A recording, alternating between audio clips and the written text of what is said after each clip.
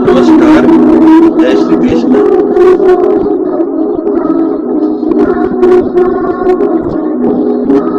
आज हम श्रीमद् भागवत द्वितीय स्कंद को 33वां अध्याय पाठ करने जा रहा हूँ। इसमें देवहूति का ज्ञान लाभ के विषय में हम श्रवण करते हैं। जीव मुक्त जस मातु भई पाए कपिल उपदेश, 33वें अध्याय सोही वर्णन कथा मुनीश। मैत्रेय जी विदुर जी से कहने लगे, इस प्रकार कपिल भगवान के ज्ञान रूप वचन सुनकर दूर हो गया है। वचन सुन दूर हो गया है। मोह अंधकार जिसका ऐसे देवहूति कपिल भगवान को प्रणाम कर उनकी स्तुति करने लगी। हे देव, जिस आपके रूप को ब्रह्मा भी केवल ध्यान ही करते हैं रहे, किंतु जिसके प्रत्यक्ष दर्शन न कर सके, जिस तुम्हारे नाभि कमल के से स्वयं ब्रह्मा जी उत्पन्न हुए, जो जगत की सृष्टि आदि करते हैं परंतु क्रिया रहित होने से साक्षात नहीं करते। सत्य संकल्प और हजारों अद्भुत शक्ति वाले आप ही जिस तुम्हारे उदर में प्रलय समय यह संपूर्ण जगत सो जाता है और तुम अकेले ही माया रूपी बालक बनकर ब- बड़ के पत्ते पर सोते हो और अपने चरण के अंगूठे को चचोड़ते हो, तो तुम मेरे उदर में कैसे आए हे विभो। आप पापी पुरुषों के दंड देने के अर्थ और अपनी आज्ञा में रहने वाले भक्तों ने भक्तजनों के ऐश्वर्य को बढ़ाने के अर्थ अपनी इच्छा से देह धारण करते हो। हे भगवान, जिस आपके नाम श्रवण कीर्तन प्रणाम स्मरण करने से चंडाल भी तुरंत यज्ञ के योग्य हो जाता है, अहो वह चांडाल भी बहुत श्रेष्ठ है जिसकी जीभ से आपका नाम उच्चारण होता है। विदित होता है कि जिन्होंने आपका नाम कीर्तन किया उन्होंने निसंदेह अवश्य सब तप कर लिया, हवन तीर्थ स्थान कर लिए और वे ही आर्य पुरुष कहे जाते हैं। एकाग्र चित्त होके उन्होंने वेद पाठ किया, क्योंकि बिना पुण्य भगवत भजन करना अत्यंत दुर्लभ है। उन ब्रह्मण स्वरूप परम पुरुष अपने तेज के प्रकाश प्रताप से संसार बंधन को काटने वाले ऐसे वेद गर्भ विष्णु आप कपिल देव जी को मैं बारंबार प्रणाम करता हूँ। मैत्रेय विदुर से बोले कि परम विद्वान कपिल भगवान इस प्रकार स्तुति किए जाने से माता पर दयालु गंभीर वाणी से देवहूति के प्रति कहने लगे, हे माता, अच्छे प्रकार सेवन करने योग्य मेरे कहे हुए इस मार्ग में स्थित होने पर तुम थोड़े ही काल में जीवन मुक्ति को प्राप्ति होगी। जिस ब्रह्म विद्या का ब्रह्मवादी मुनियों ने सेवन किया है, सो इस मेरे मत पर श्रद्धा पूर्वक चलना चाहिए, क्योंकि इस मेरे कहे कहे हुए ज्ञान द्वारा मेरे स्वरूप की प्राप्ति हो जाती है, जिस स्वरूप के प्राप्त हो जाने से फिर जन्म नहीं होता। और जो इस ज्ञान को नहीं जानते हैं वो वे संसार चक्र में भ्रमते हैं।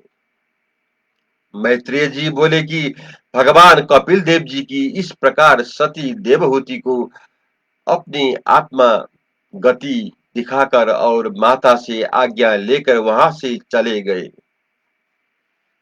तब वह देवहूति भी अपने पुत्र के कहे हुए योग मार्ग से योग को धारण कर एकाग्र चित्त से सावधान हो सरस्वती नदी के मुकुट रूप उस बिंदु सरोवर पर निवास करने लगी। उस बिंदु सरोवर में स्नान करने से पीत वर्ण भूरी भूरी जटा वाली टेढ़ी आलोकों को धारण किए दुर्बल शरीर पर चीर पहरे अपने आप को उग्र तप से धारण करती हुई ऐसी देवहूति वहां रहने लगी। और कभी उसने अपने पूर्व भोगों का स्मरण तक न किया। पुत्र के वियोग से देवहूति व्यथित हुई, यद्यपि उसको आत्मज्ञान हो गया था, तथापि जैसे गौ बछड़े के बिछुड़ने पर दुखित होती है, वैसे ही देवहूति पुत्र वियोग से दुखित हुई।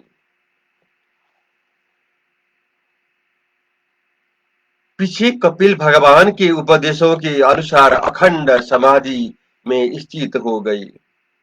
सो हे विदुर जी, इस प्रकार थोड़े ही काल में देवहूति भगवान के प्राप्त हो गई। जहां पर देवहूति को योग योग सिद्धि मुक्ति प्राप्त हुई, वह स्थान सिद्ध पद नाम से प्रसिद्ध हुआ और देवहूति का विमल शरीर नदी स्वरूप धर कर लोगों को पापों से मुक्त होने वाला अब विद्यमान भी विद्यमान है। महायोगी भगवान कपिल देव जी भी पिता के आश्रम से माता की आज्ञा से पूर्व दिशा की ओर चले गए। वहां सिद्धाचारण गंधर्व मुनि अप्सरा गण होने के होन अप्सरा गण इन्होंने कपिल देव जी की स्तुति की और समुद्र ने भेंट देकर उनको रहने के निमित्त स्थान दिया। भगवान कपिल देव जी ने तीनों लोगों को शांति के निमित्त सावधान हो सावधान हो योग धारण करके अब तक उसी स्थान पर विराजमान है। सांख्य शास्त्र के आचार्य सदा उनकी स्तुति करते हैं। हे पुत्र, हे पाप रहित विदुर, जो तुमने हमसे कपिल देव और देवहूति का परम पवित्र संवाद पूछा तो हमने वर्णन किया। जो सज्जन पुरुष कपिल देव भगवान के आत्मा प्राप्ति के साधनों में अत्यंत गुप्त मत को सुनता अथवा सुनाता है, उसकी वृद्धि बुद्धि गरुड़ ध्वज भगवान में लगने से उसी भगवान के चरण बिंदु को ही प्राप्त होती है, अर्थात वह वैकुंठ को प्राप्त होकर सामीप्य मोक्ष को प्राप्त होता है।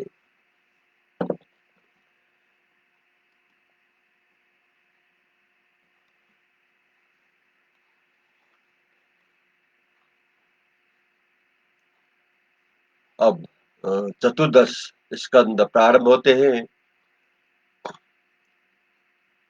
श्रीमद् भागवत का मंगल चरण। ब्रह्मा प्रणम्य प्रणम्य गुरु, मुनि प्रणम्य सब संत, करत मंगलाचरण इहि नासत विघ्न अनंत। एक रदन कबिबर बदन सुखमा सदन सुरेश, विकट कोटि संकट हरण असरण शरण गणेश। सुमीर तो ही भाषा करत श्री भागवत विशेष, सुख सागर हरि चरित्र पर पार न पावत शेष। यहाँ चतुर्थ स्कंद में है 31 अध्याय, जिनकी भाषा भक्त जन पढ़े सुने चितलाय।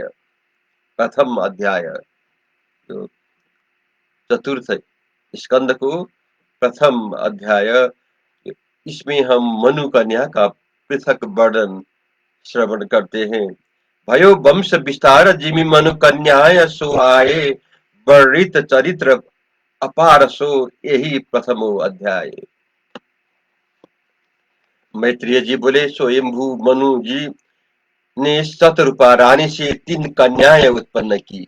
एक आकुति, 2 हेबहुति, 3 प्रसूति। मनु ने अपनी आकुति कन्या को रुचि ऋषि के साथ इस शर्त पर विवाह किया कि इस कन्या के प्रथम पुत्र होगा, उसको मैं लूंगा। फिर उस ब्रह्म तेजस्वी रुचिनामा प्रजापति ने उस आकुति में एक जौहरला जोड़ा कन्या पुत्र उत्पन्न किया। उसमें जो पुरुष थे सो यज्ञ स्वरूप धारी विष्णु थे, इसी से उनका नाम यज्ञ हुआ।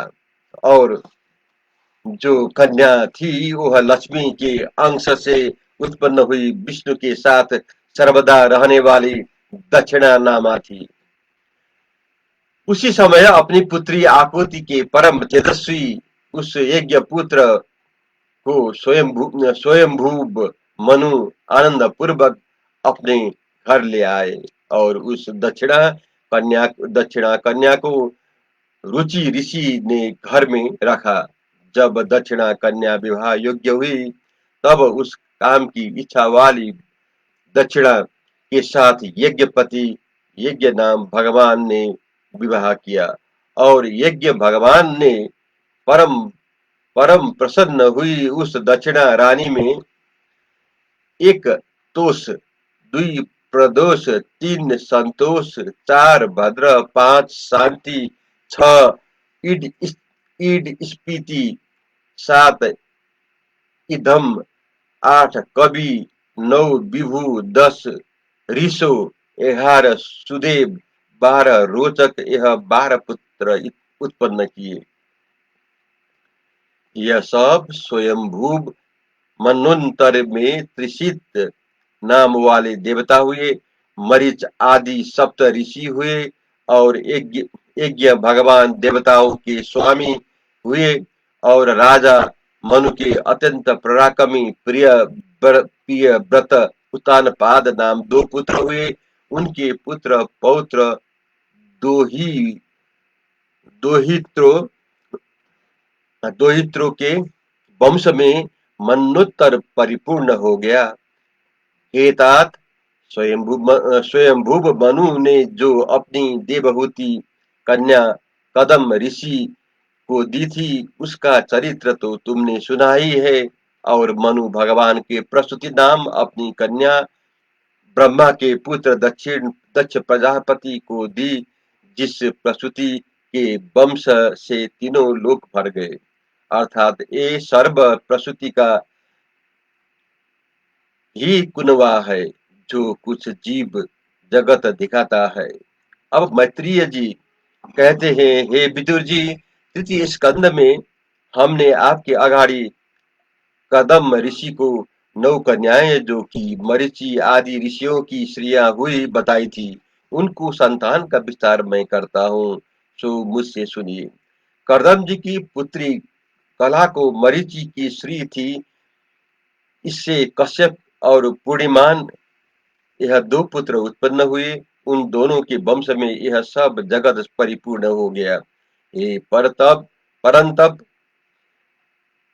पूर्णिमान के बीरज विशोग ये 2 पुत्र उत्पन्न भय, और देवकुल्या नामक एक कन्या भई।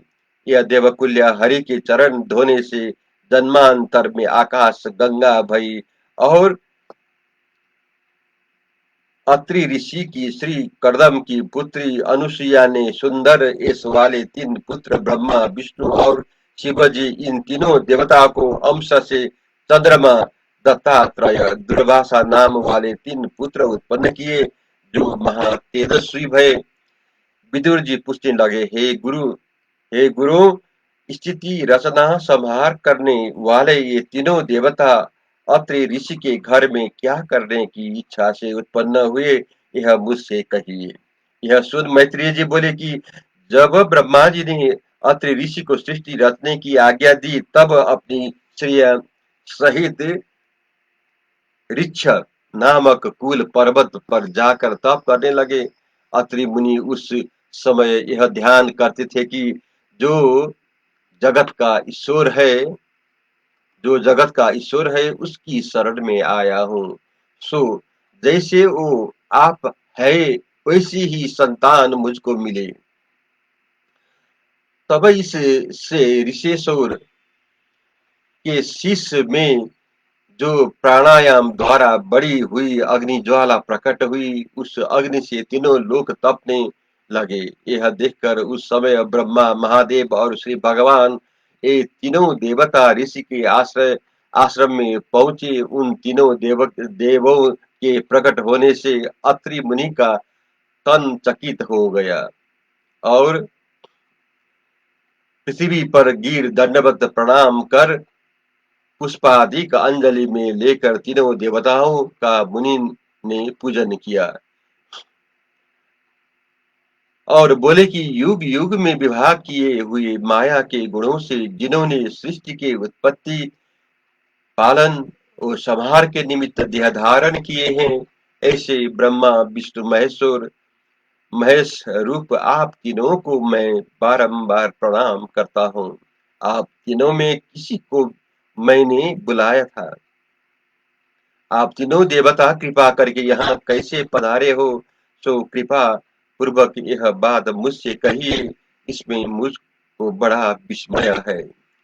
मैत्रेय जी बोले, हे विदुर, इस प्रकार अत्रि मुनि का वचन सुनकर वे तीनों देव श्रेष्ठ हंसकर कोमल वाणी से अत्रि मुनि के प्रति कहने लगे, हे ब्राह्मण,